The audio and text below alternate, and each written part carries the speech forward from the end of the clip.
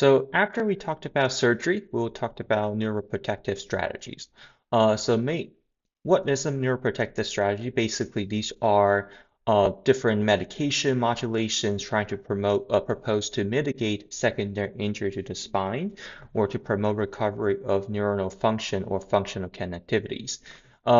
There are many things people have looked into, electromagnetic field, electroacupuncture, laser therapy, etc., etc. What we are right now, as of where since this statement being published, their routine use and therefore it's not currently advocated. We don't really have a strong evidence to prove that it actually work consistently in every single patient. Sometimes in adult when it lost deep pain sensation, maybe DMSO can be helpful, but it's still kind of a area with a lot of questions. So currently we do not, at least I don't use them, and I haven't seen my colleagues or mentor use them during my training. Um, Pain management, they are going to having some pain, either from the disc herniation or post-surgery. Generally speaking, pain management is fairly easy to control. In most of my experience, I've seen dogs are able to be fairly comfortable after surgery. Usually a day after the surgery, they're going to be fairly comfortable. The surgical site pains are usually very well managed with oral medications.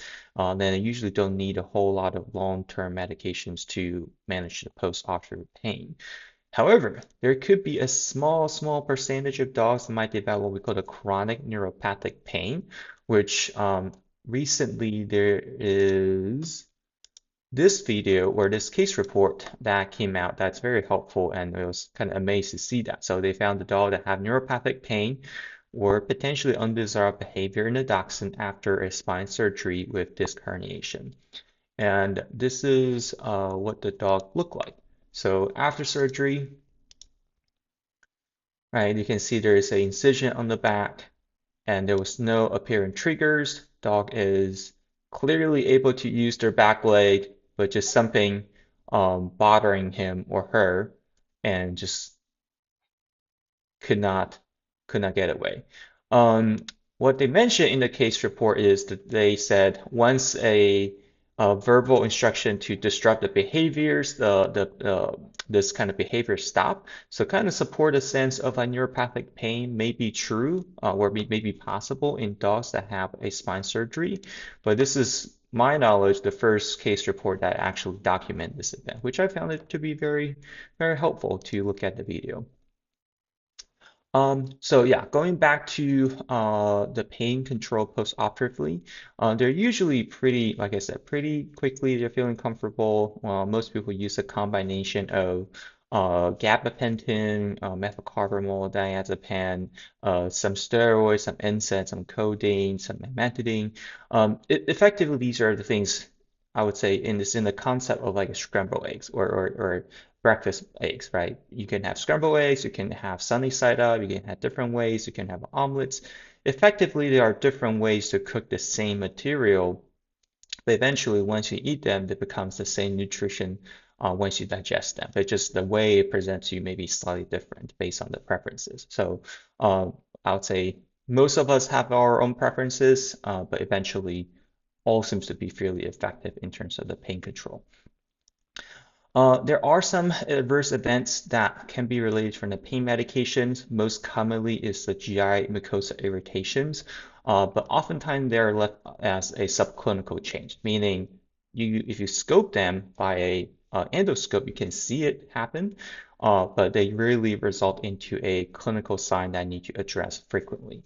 However, personally, I do see French bulldogs that have a lot more diarrhea, either just being easily stressed in the hospital, um, but compared to other breeds of dog, these seem to be a fairly common problems that they have some soft stool diarrhea post-surgery. The other things that is related to surgery is or post-surgery is the management of urination. So I think it's the most important to understand that urination, right? If you copy the concept or the experience we all share of going to the bathroom, we have to recognize, okay, I'm feeling full. My body's telling me the signals, and then I find the right time, the right place, and I say, okay, this is the right time, right place, and I give my body a signal to push, right? And then the number one comes out.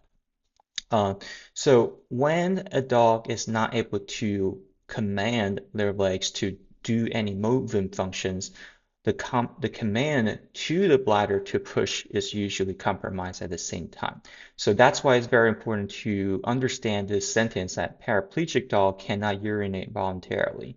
If there is no consistent visible movement in their back legs, they are physiologically unlikely to able to send a signal to the bladder to instruct the bladder to push. Okay. Whereas dog with motor function and pain perception can.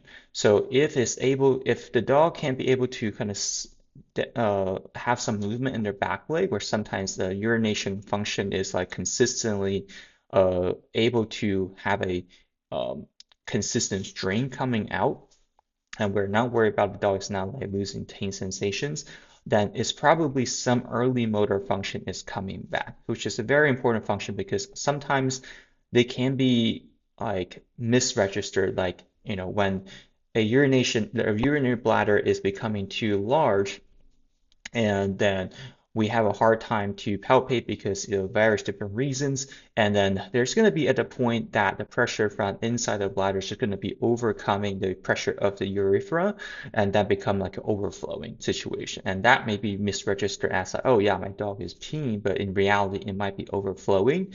Um, but as long as we're seeing motor function coming back, we should be expecting that the urination usually coming back. This is the helpful table. I think they talked about the timing of the level of urinary voluntary urination. If you just look at a very high level, the units here are usually 4 days, 6 days, 92% by 1 month, 2.9 days, 6 days, 15 days, 14 days. So generally speaking, what I share with my clients is as long as we're seeing some motor function, we should be expecting urination to come back. And two, these are something probably do it like 3, 4 weeks. We will be able to find out. It's not something you have to do it for a lifelong, if as a lifelong situation. This is true only except if the dog is deep pain negative. So if you think about the dog, look at the data here where the dog is persistent deep pain negative, meaning they are not able to feel their back legs. There are a fairly high percentage dog, depending on different studies, that are going to remain urinary or fecal incontinent. So in these studies, reference 102, they found that 100% dogs remain deep pain negatives are all urinary and fecal incontinence. Reference 125, the deep pain negatives have about 40% of fecal urinary incontinence and about 18% of fecal incontinence. But generally speaking, we're all single digit here, but as we progress to getting more and more loss of other functions, the chances of urinary fecal incontinence can go higher. But as long as we remain a pain sensation, most of the time they are able to regain urination function in a fairly short period of time. Yes, it does take a kind of a learning curve to do that, but at least in most of my experience and my case I've seen, they're usually it's usually shorter than you think. The other thing that people may find challenging is the how to perform urinary and bladder expressions, and I found these two videos are probably the most helpful.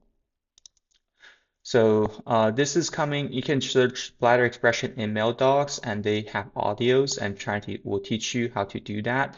Um, so basically you have to find the lower half of the bellies, and what I found most probably problematic is how hard you have to push. I would say is kind of like it's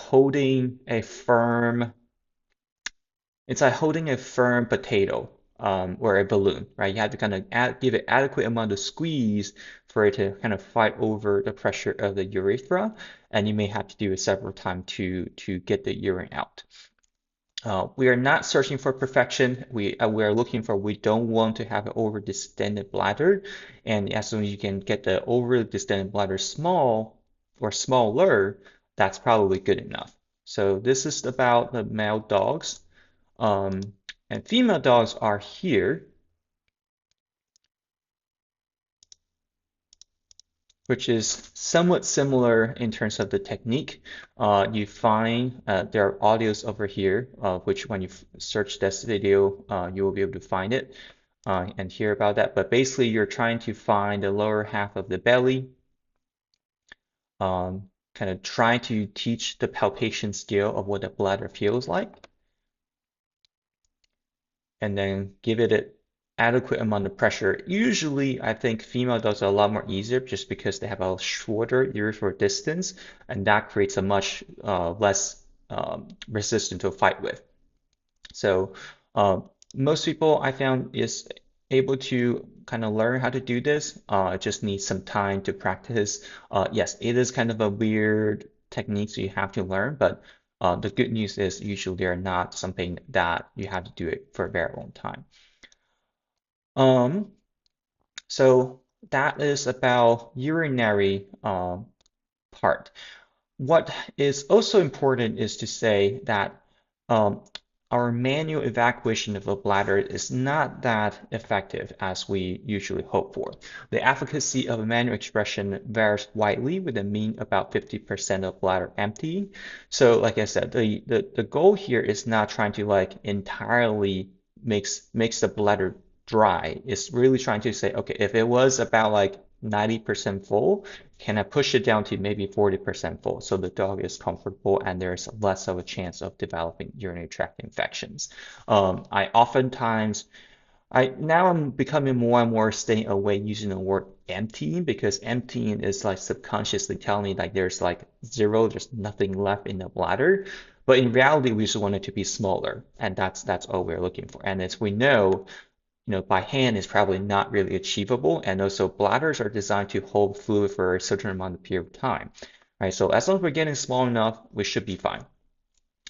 There are certain drugs that we use to help them, primarily trying to make the gait more relaxed. So prazosin, tamsulosin, those alpha adrenergic antagonists, or some diazepam usually are very helpful.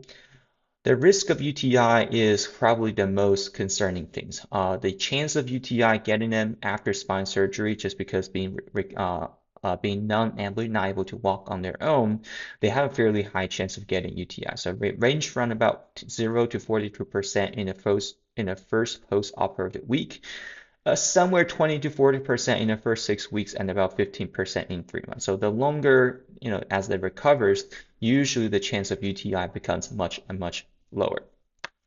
So which comes into the next question is how long does it take for them to recover? I found this paper to be very helpful. Post-operative recovery and time to ambulation for a non-ambulatory dog with rectal lumbar disc herniation is a meta-analysis with all the papers at Bullet Hole from the available literature. This one came out in 2016 or 2017. And the most helpful chart, I think, is this one. So is figure 2, which is proportion of the non-ambulatory dog with a thoracolumbar disc that recovered.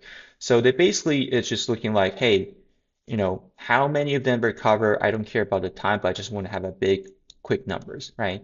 So which is similar to what I talked about between the medical and surgical management sections. If we do surgery on dog that's non-ambulatory paraparesis, usually about 93%. If we look into the dog that treated conservatively, it's usually about 80%. So yellow bar represent what we see in medical management, and the yellow bar here represent what we see in surgical treatment. So surgery, statistically speaking, surgery and medical management are close, but you can kind of argue that medical management has a much more variability in terms of how much then can recover based on how long this yellow bar look like, right? Reporting recovery rate 0% to 100%. Surgery has a pretty good, like nearly 80 to 90% of recovery rate, whereas medical management has a more variable recovery, even though they have not yet reached a very strong statistical differences. Once we reach to the grade of paraplegic, but maintaining pain sensation, so deep pain positive, the surgery overall success rate is still in the range about 93%, right? But the medical management dropped down to about 62%. So there is becoming evident that surgery probably is going to be more and more helpful. And further grade down, when the dog is paraplegic and lost their pain sensation, surgery is usually about 60%, whereas medical management is really not that successful, about 10-ish, 20%, right? And this is where things are very helpful for kind of preparation. They calculated out how many, like how exactly the time it takes for them to regain ambulation. So for grade 3 dog, non-ambulatory paraparesis usually is about 9.5 days if we do surgery. If we do conservative management, it can be somewhere around like 63 days.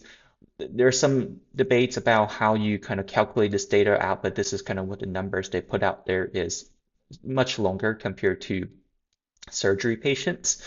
If we are further grade down, paraplegic deep pain positive dogs, the normal usually time for post-op surgery regaining ambulation is at about 15 days, whereas conservative management is about 84 days. So you can see that it's becoming more and more obvious that surgery probably in the more severely affected dog has more value. Whereas dogs that present with a deep pain negative status, then the median or the mean time it's about 38 days based on this current study. But you can see that there are not a whole lot of like thousands and thousands of cases, even though they're fairly common, but most of them are coming from several studies. They did mention that conservative management based on their calculation turns out to be about 18 days, but I will argue this may be a skewed result coming from inadequate sampling, because really not a whole lot of people, looking at the paper's numbers over here, not a whole lot of people really look into how many times they recover, where the percentage are so, where the dogs that recover from conservative management in deep pain negative are so low. So in anyone that ever recover, if they're just being a super lucky one, they may just create a very, very quick recovery, whereas it does not reflect into our clinical observation. In most of cases, I don't really see deep pain negative dog recover from conservative management. But I think this is a helpful chart to kind of like see where the data sets are look like, so you can kind of prepare what to expect in terms of, okay, after surgery, what do I expect? Um, for me, what qualifies a dog that is able to go home is they are eating, drinking, able to let us palpate, help them go to the bathroom, and the surgical site is fairly comfortable. Usually, I would say 90% of my cases are able to achieve these three goals within about 1 to 2 days post-operatively. It takes a little bit of learning curve to learn a bladder expression, but most of the time, as we can see from the paper here, they're not going to be a very like long-term problem. Most of the time recover fairly quickly, unless they're in deep pain negative dogs. And most of the time they recover in a reasonable time frame, 10, 20 days up to 40 days as a kind of a general guide, but it's very variable on individual dogs. Some dogs just really were slow, some dogs just like a rock star and recover very quickly. Um, but for me, I would say eating, drinking, able to go to the bathroom either by themselves or by our help, and comfortable on spinal incisions, that's the time to go home. And usually we'll have them come back or recheck about 2 weeks for checking neurological status and also taking out the staples or sutures that we close on skin on, and just make sure that do they have ongoing problems? Do they have ongoing concerns? And to address that on the first recheck. Moving on, they will be talking on rehab, which is a giant topic to talk about. So I will pause here and then we will carry on the next video then.